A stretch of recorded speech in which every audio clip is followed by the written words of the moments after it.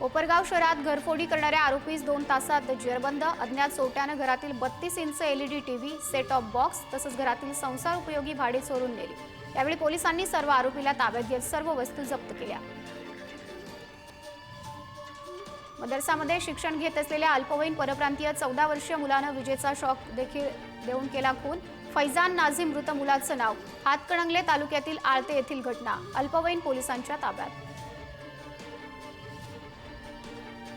सांगलीतील car showroom फोडून त्यातील 9,68,000ची रोकड चोरली। टोळीच्या म्होरक्याला गुजरातमधील लवाछामधून अटक। अन्य साथीदार पसार। स्थानिक गुन्हे शाखेची कारवाई।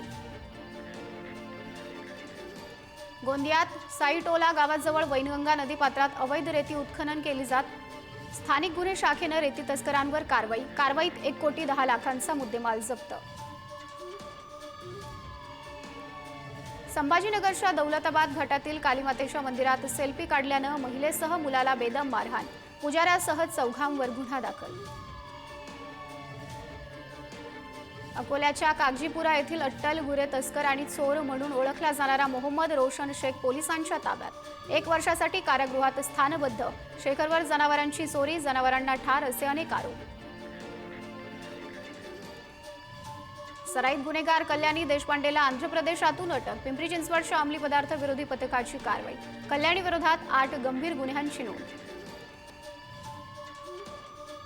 नंदुरबार जिल्ह्यातील शहादा तालुक्यात प्रतिबंधित असलेल्या तंबाखू गुटख्याची विक्री। 25 लाखांचा सुगंधित तंबाखू साठा आणि वाहन जप्त।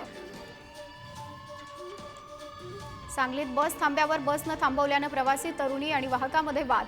अक्कलकोट ते देवगड बसमधील प्रकार। वादाचा व्हिडिओ सोशल मीडियावर व्हायरल।